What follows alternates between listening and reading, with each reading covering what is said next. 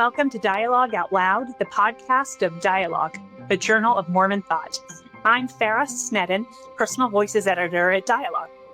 Today I'm honored to be joined by Laurie Lee Hall, whose essay in the spring 2026 issue, Eternal Identity Misunderstood, A Transgender Woman's Journey Through Faith, Revelation, and LDS Policy, offers a powerful and deeply personal reflection on faith, identity, and belonging. Laurie Lee Hall is an architect and former senior leader in the church's temple design and construction program. She has written and spoken about her experiences as a transgender woman of faith, reflecting on the intersections of identity, spirituality, and institutional life. I'm going to introduce Laurie and just to give you a little idea of who she is and the work that she does by quoting a Nathan Kitchen Facebook post that he put up on March 31st, the Transgender Visibility Day. So here it is.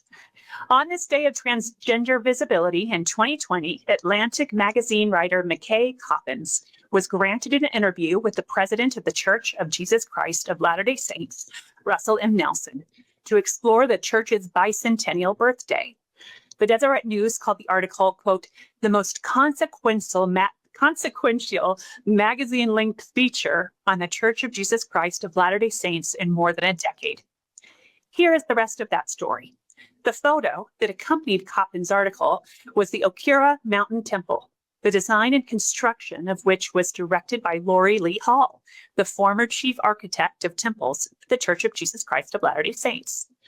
Despite her breathtaking buildings, physical icons, and a church connecting heaven to earth, Laurie was forced from her position for no other reason than that she was a transgender woman. Recalling that moment, Laurie shares, quote, there was a time when I could totally relate to Moses in the classic movie, The Ten Commandments, when Sethi said, quote, let the name of Moses be stricken from every book and tablet, stricken from all pylons and obelisks, stricken from every monument of Egypt. Let the name of Moses be unheard and unspoken, erased from the memory of men for all time. Quote, attempts were also made to eliminate my name, my voice, and any connection to my work and service within the church, says Laurie. However, time has shown that just as my efforts will not be erased, transgender persons within and without the church will never be erased. We are valid, worthy individuals who make enormous contributions to the communities to which we are able to belong. Serving with Laurie, this is Nathan Kitchen speaking, serving with Laurie in Affirmation's executive committee, I noted that as senior vice president of Affirmation, Laurie brought her talents, discarded by the church, to build and connect LGBTQIA+ souls, their families, and friends who take shelter under the house she helped build in Affirmation. Thank you, Laurie, writes Nathan. You and your voice will not be erased. Laurie, that's pretty heady stuff from Nathan there. Are there some things about yourself you might want to share? Well, first, I have to always thank Nathan for being one of my greatest promoters. That was a wonderful piece, and to have it reappear again this year was really fun. And we all reposted it, and I saw lots of other people share it. So it's valuable, particularly as we just experienced the Transgender Day of Visibility, to still have a voice and to be recognized as a contributor in the overall conversation and dialogue with regard to this intersection that I have lived in for a very long time. I think a theme that came out in my memoir that was published in 2024, Dictates of Conscience. I think a theme that came through was that the church did attempt at least to distance themselves from me and my work for them, if not truly silence me.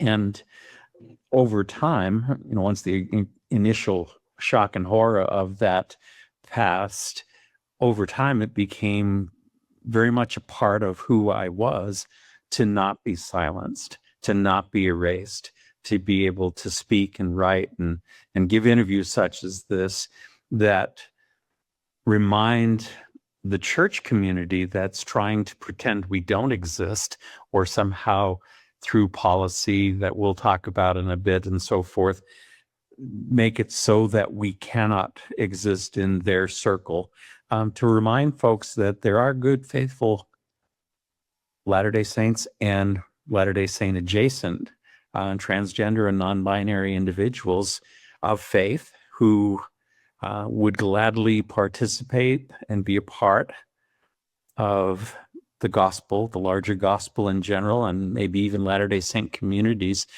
were it not for certain commitments and decisions made on the part of the senior brethren at this time. Well, I absolutely agree with your statements there, and I really do believe that it's a privilege to have you here on Dialogue Out Loud today, and I want to thank you for that, for being willing to talk about this, and for sending in this article that appears in the April spring issue. And you mentioned your book, and I'm wondering about that too. Again, the name of Laurie's memoir is Dictates of Conscience: From Mormon High Priest to My New Life as a Woman. That came out in 2020. Does this essay, oh, so sorry. It's right in front of me, 2024. Does your essay and dialogue come from your experiences writing your memoir? Is that part of what is in the book? It's not a synopsis or a summary of what's in the memoir, but the article is really an advancement of my thinking in the roughly year that occurred from the time the manuscript was submitted for publication, and another year of water and legislation and turmoil under the bridge, wanting to maybe represent my state of mind, as of last fall, as opposed to a year before. That's wonderful. I didn't realize that. I'm really glad that you were able to share your evolving feelings and understandings of all of this. And I want to start by saying how moving your essay is.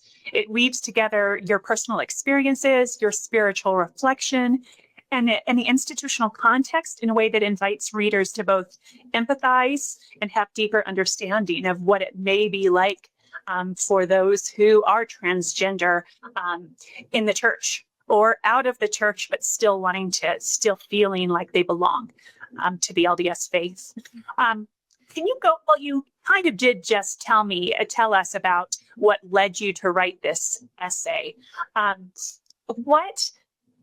What made you feel like this, or is this a specific kind of moment that makes it important to share this with a larger reading audience?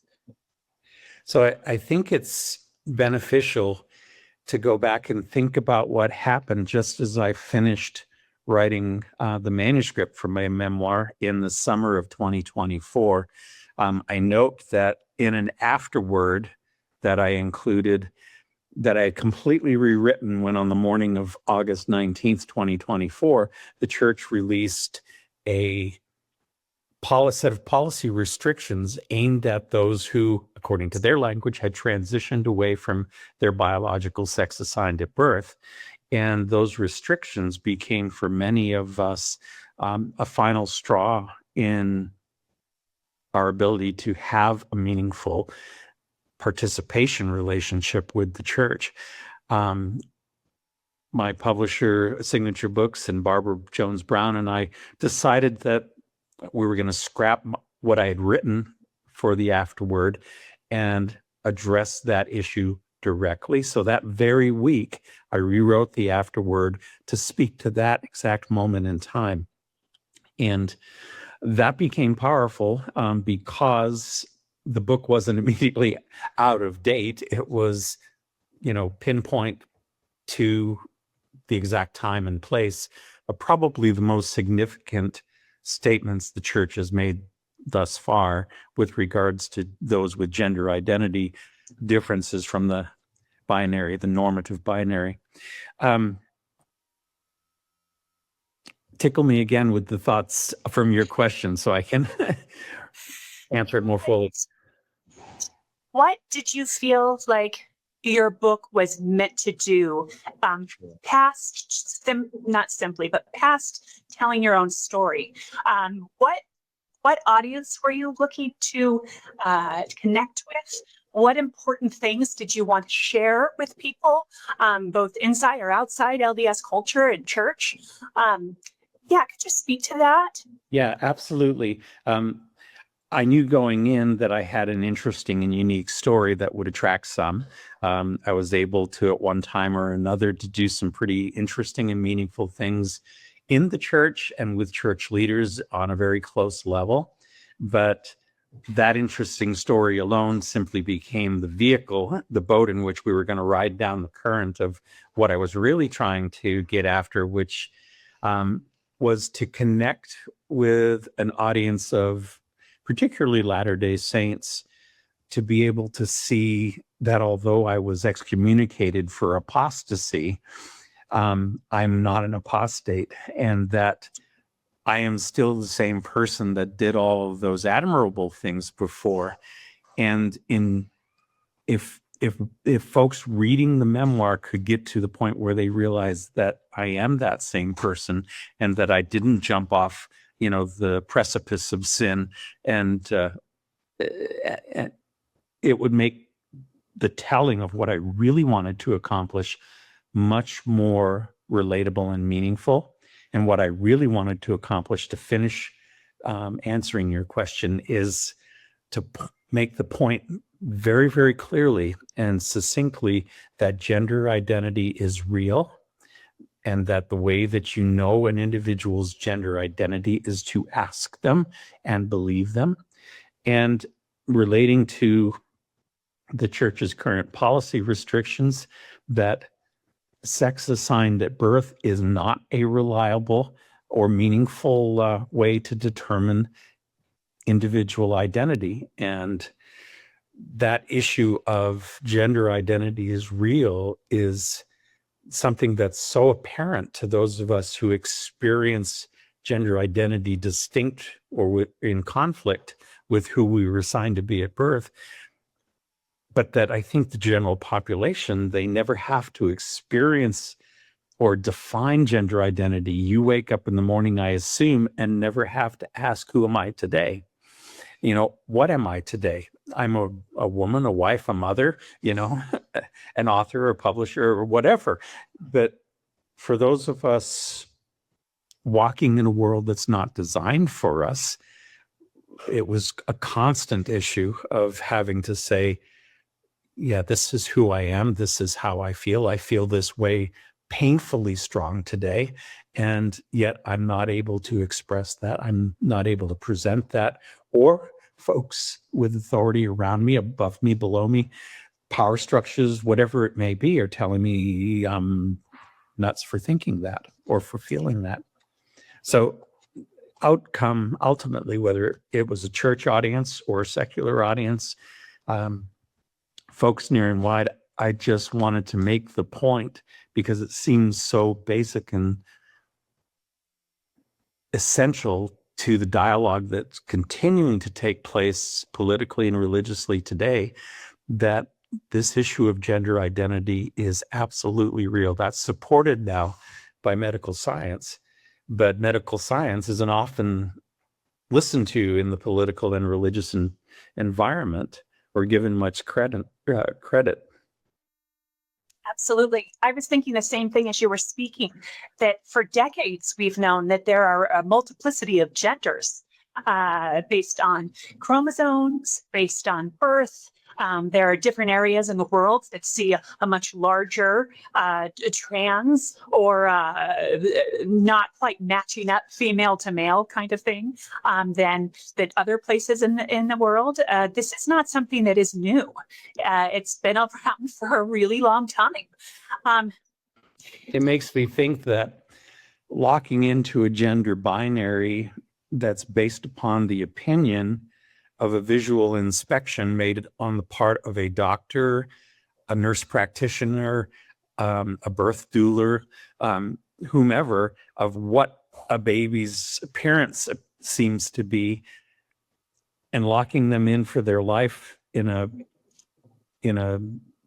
definition binary seems to be, quite frankly, medieval in its level of sophistication. It really is a huge generational, if not millennial, step into the past. Absolutely agree with you. At the same time, in my own space here in Colorado, I've seen more and more of the friends of my children coming out as trans and being absolutely supported in their schools.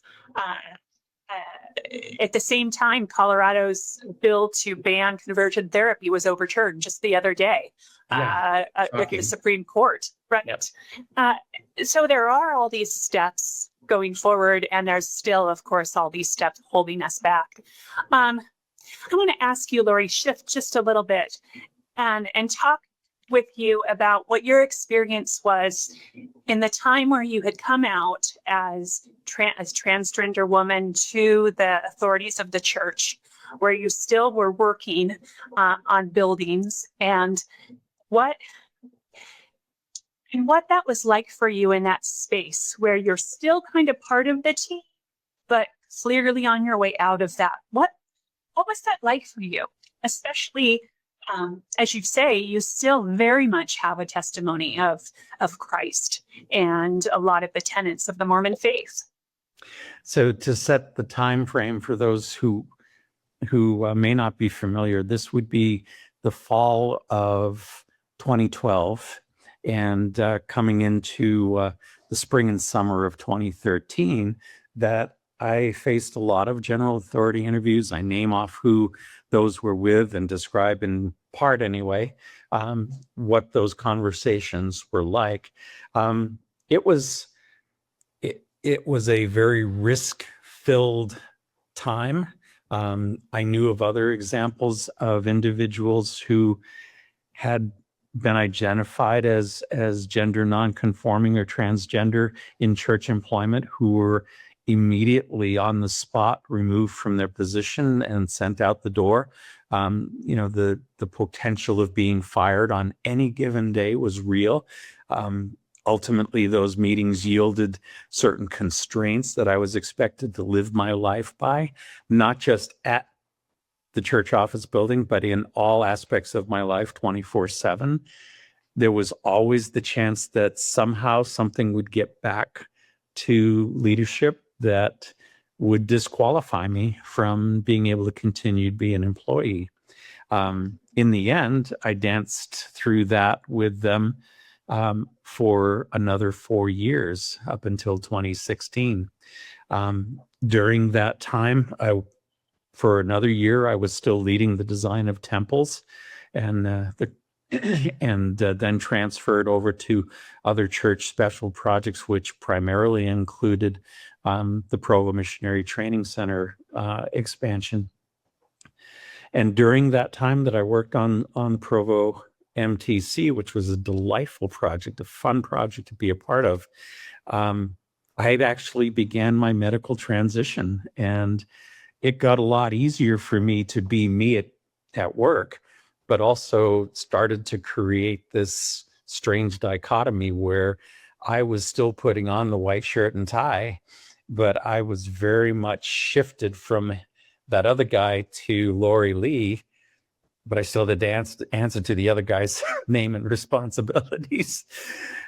But that was me. I was the other guy, and I was becoming more authentic. And in doing so, it was when I wasn't worried about who was going to out me. It was very, very enjoyable for me to participate in my life's work in my authentic state of mind and with my progressively authentic body.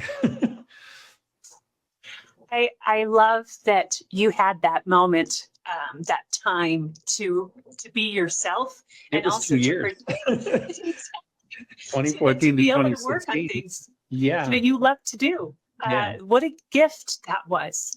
I imagine that was. Well, when I did finally leave, it wasn't because I wanted to. It was because their tolerance level for me had reached its peak.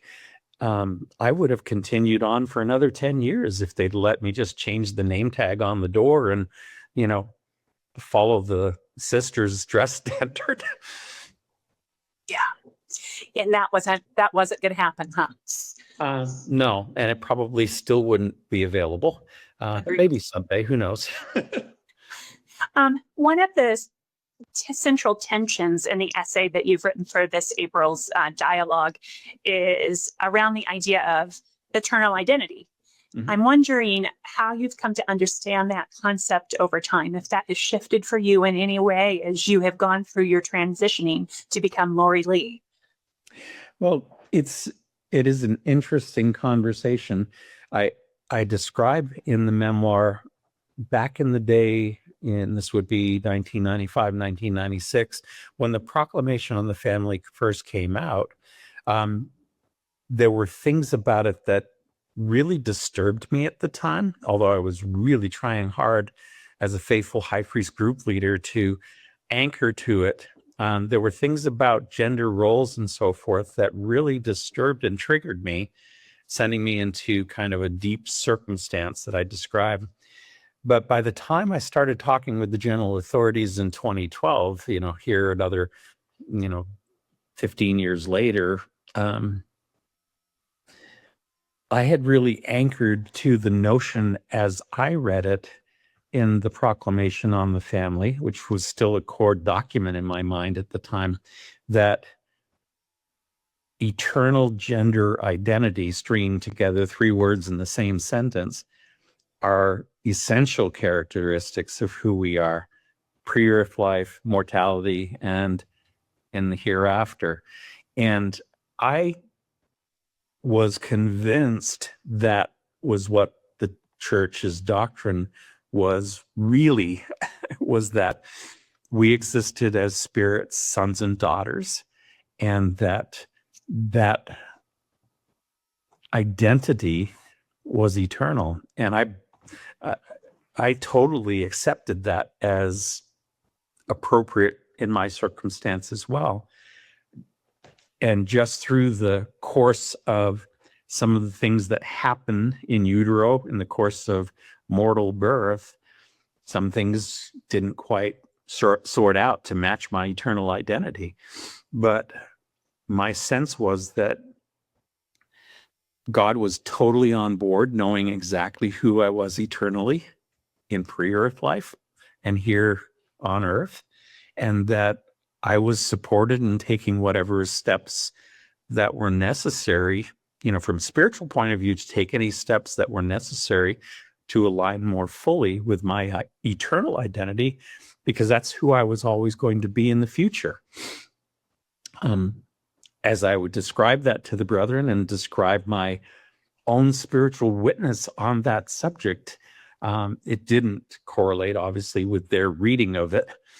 And ultimately, in 2019, President Oaks came out and said, no, what we mean by gender in the Family Proclamation is biological sex at birth.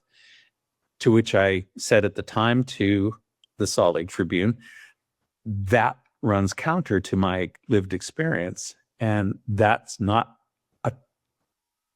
the identity I have in my own life.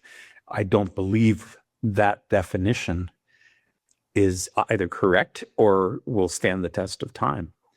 And actually, that definition in October of 2019 is the thing the church still trips over in relationship to its gender nonconforming members.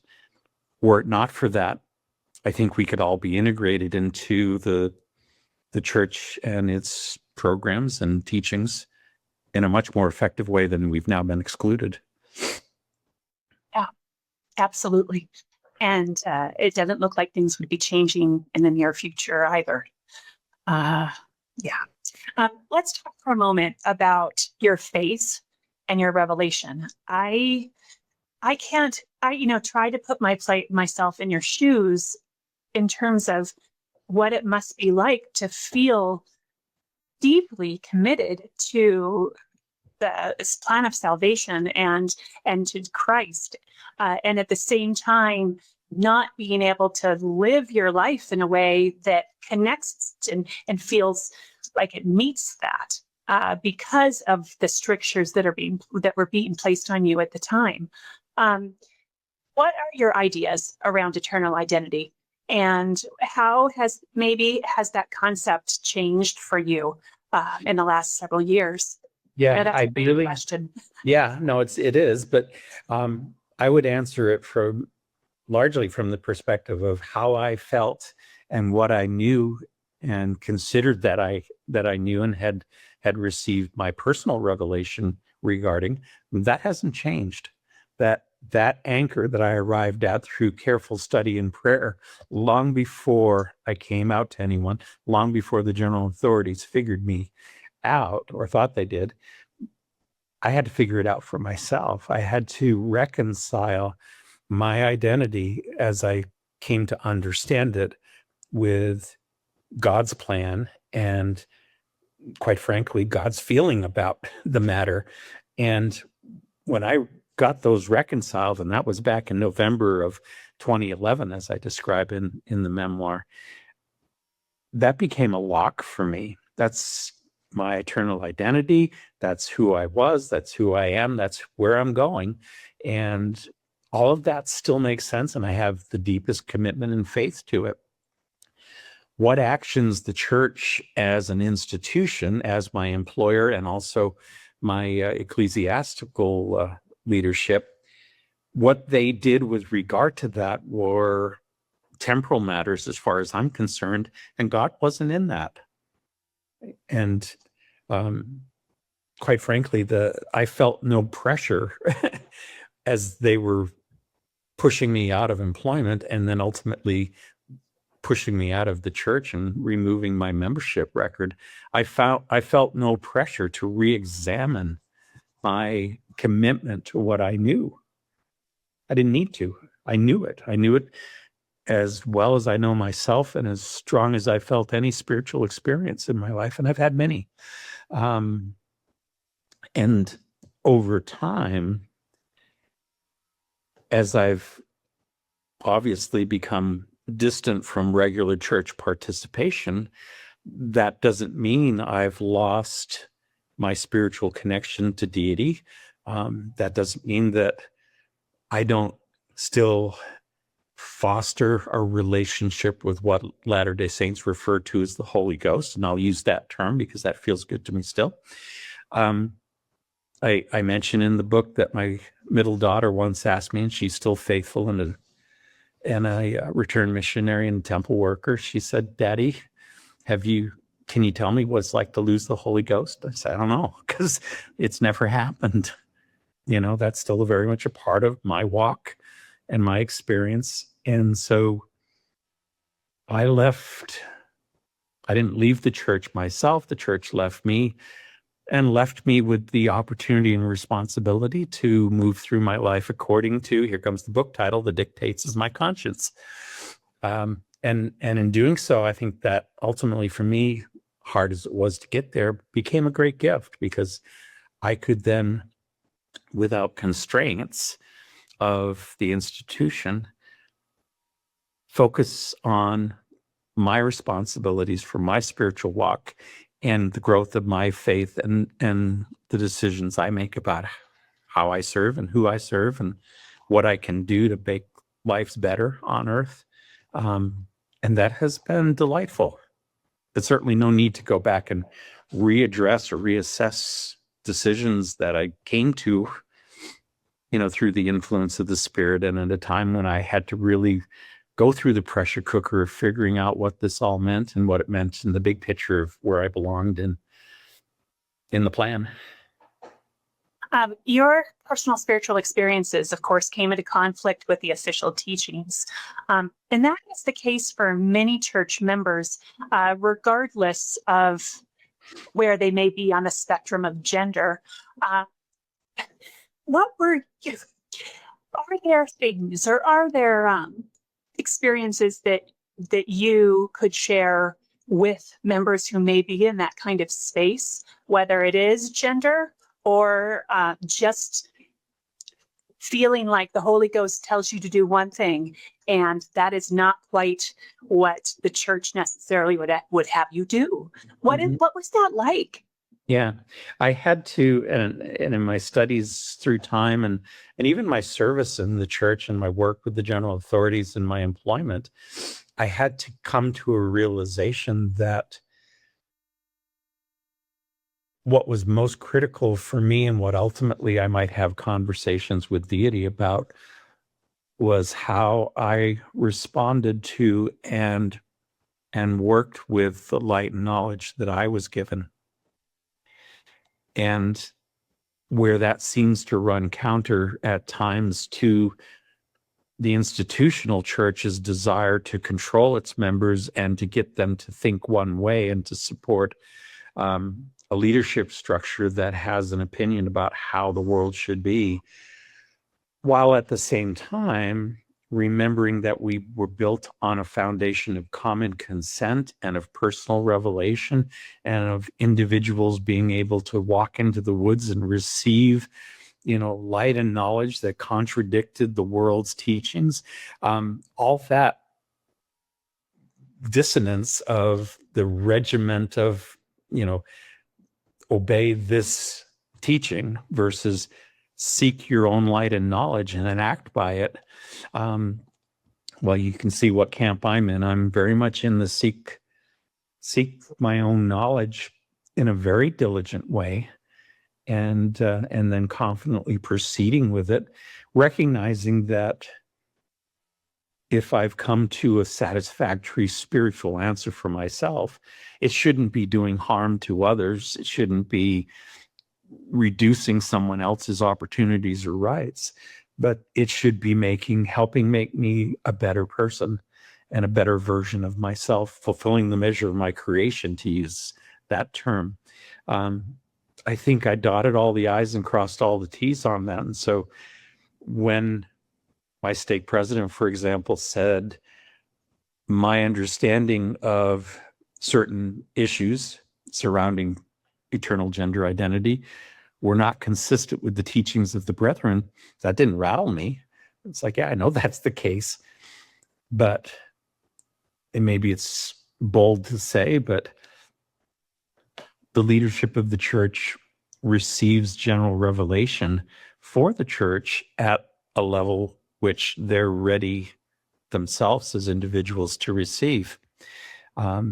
Careful examination of the removal of the priesthood ban demonstrates that wasn't going to occur until there was some body of people in those red seats who was ready to say, this is a change we should make, and then call it a revelation or a confirmation of that decision. But it's not going to come to the unwilling of mind or heart. And the leadership of the church presently isn't there.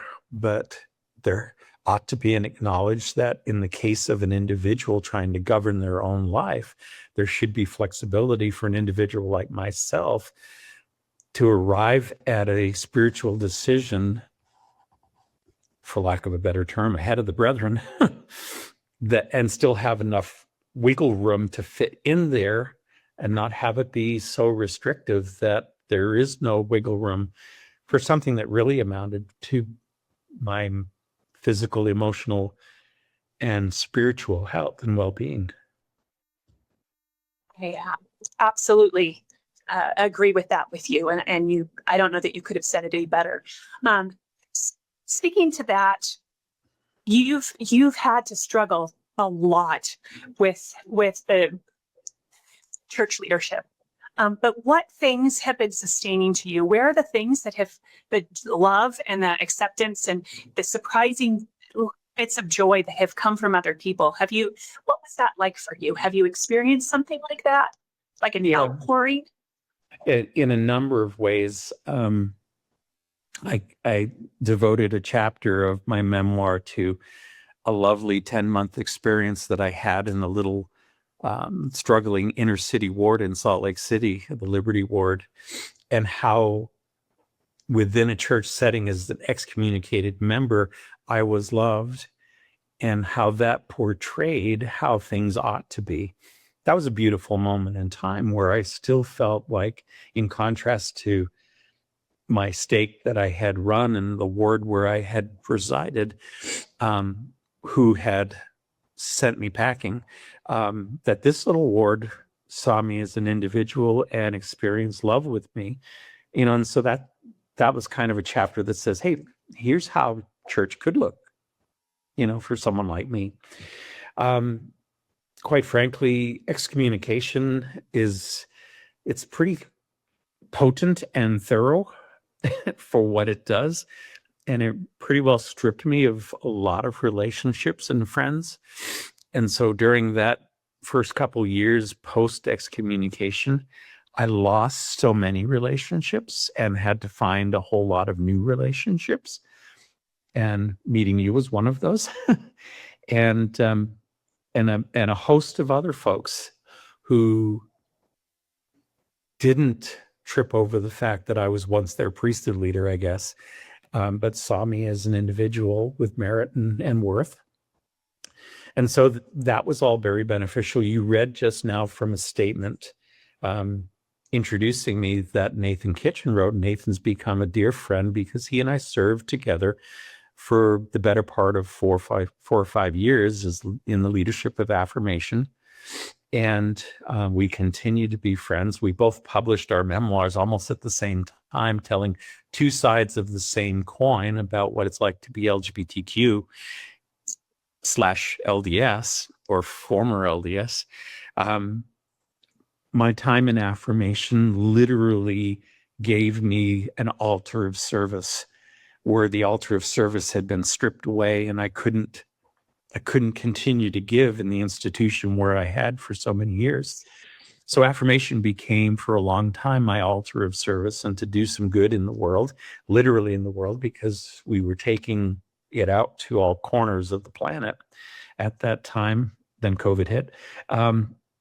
And that deepened a whole lot of other relationships. And then starting this process of writing a memoir and speaking about it often and all that, it's just, I've always wanted and needed a place where I could give of myself, time, talents, and means. And happily, I've been able to find that journey. It's been very fulfilling, and I feel like it's been doing some good. I get particularly marvelous conversations from time to time, private messages from moms of transgender kids, who are so grateful to have been able to hear or read a portion of my story, because they're so worried about what their future for their kiddo is going to look like, and especially in the current environment, just to give hope to these families. I know of many congregations around the United States that welcome transgender women into their pews, who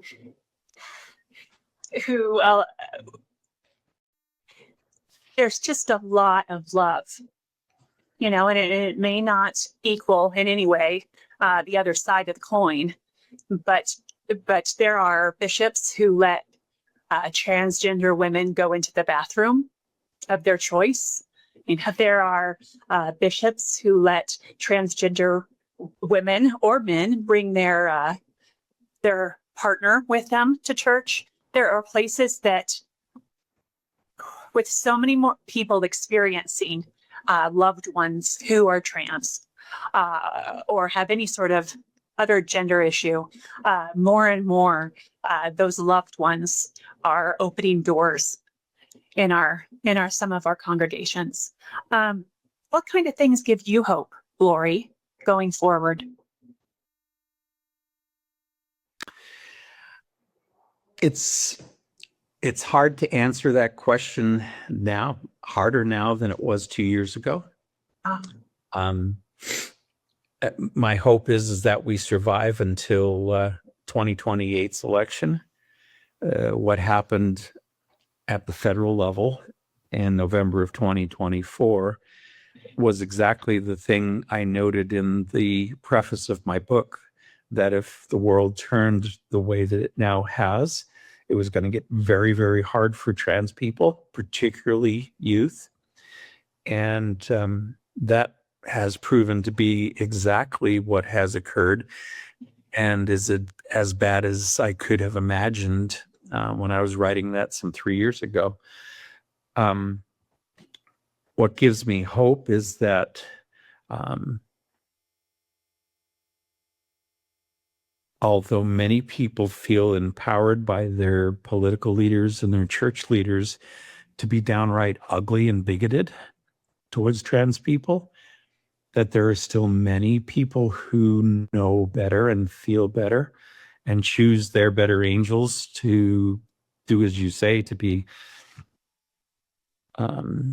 accepting, affirming, empowering, welcoming, and that so long as that light in those lives doesn't get snuffed out by everything else that's going on, that in the long run, as Nathan and I used to talk about, the moral arc is going to ultimately bend towards inclusion and acceptance of transgender individuals, equal before the law, access to full medical health care, full participation in the congregation, faith congregation of their choice. We're not there yet. And it's almost, it almost seems a little nuts to think that we could get there, but I guess my hope would be that the moral arc does bend, and maybe it bends only a little at a time. Maybe it's kinked because of what's happened lately, but the moral arc, I hope we'll get there. What if I'm certain that we'll have parents or families reading your essay and dialogue who have children or loved ones who are transitioning or feel like they should be transitioning? What sort of resources would you suggest to them? Well, the most important thing is, like, say, for example, we're speaking about a parent or parents with a kiddo who comes out to them as having gender dysphoria, incongruence with their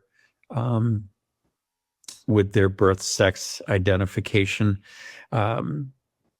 As a note, about just under 1% of adults in the U.S. identify as trans, but a full 3% or more of youth identify.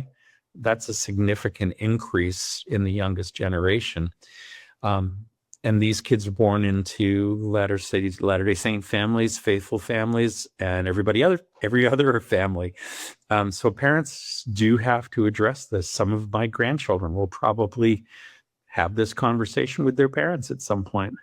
But what's critical, and it hasn't been completely snuffed out, is for that parent or parents to be accepting, because the safety of that young person goes up tenfold, from roughly 45% of young people that experience suicidal ideation without parental support to the national norm of about 4 to 5% experiencing those thoughts and feelings. So the first thing is the engagement and really unconditional support and love, which means love without the parent being able to impose their own conditions upon their kid. It's like I said earlier, recognize that the kid knows best what their gender identity is, and that they need to hear them and believe them and support them. And then to meet with appropriate therapists and pediatricians and others to make up a multidisciplinary team of support to rally around that young person. That's getting hard to find in a lot of states. Some 26 or 27 states have gone down the road of significantly curtailing gender-affirming care for youth. Other states are looking at that. Some places are even thinking about that problem fighting that problem for adults as well. But I don't think anyone yet has managed to completely outlaw a parent and a child showing up at a doctor's office and having a private conversation about this circumstance. And so long as our medical field continues to tap into appropriate, vetted, known sources of truth medically, and can give support to that young person, that support may only be therapeutic and so forth at this point in time, because not a youth in not every state even have access to hormonal support. And to me, having grown up as a young person in a time when none of this was understood, hormones weren't available, and I know how hard that felt. And to think that it's available now and it's being withheld is criminal. It's criminal. But to be able to provide as much support to that young person, hopefully getting them through whatever turmoil they may be experiencing, in addition to being a normal teenager, and getting to reach an age where the current healthcare system and federal and state laws will allow them to get the full measure of gender affirming healthcare that they would need. And let's not lose any of these kids along the way. But so many community, both political and religious community forces, power centers, if you will, are fighting against this for all the wrong reasons. Absolutely. Leaving youth just really vulnerable and potentially unprotected. Absolutely. And it's a shame and a sin, I think. History is not going to look back favorably on this moment of time for so many reasons, but this is one of them. Agreed. Very much agreed. Speaking with you today, Laurie, it's always a pleasure, but today to be able to speak with you in such depth has been just a gift to me. And so for that alone, thank you very much for being willing to do this interview with us. I want to remind listeners that Laurie's memoir, Dictates of Conscience, From Mormon High Priest to My New Life as a Woman, is available in bookshops and online. Laurie, thank you again for your openness and for sharing your story so thoughtfully with us. It has just been an honor. Oh, thank you so much. Challenging questions that have been fun to talk to. It's always fun to talk with you. Thank you. Thank you for listening to Dialogue Out Loud. You can find Laurie Lee Hall's essay, Eternal Identity Misunderstood, in the spring 2026 issue of Dialogue, a Journal of Mormon Thought. If you've enjoyed this conversation, be sure to subscribe, share, and explore more from the Dialogue Podcast Network. Until next time.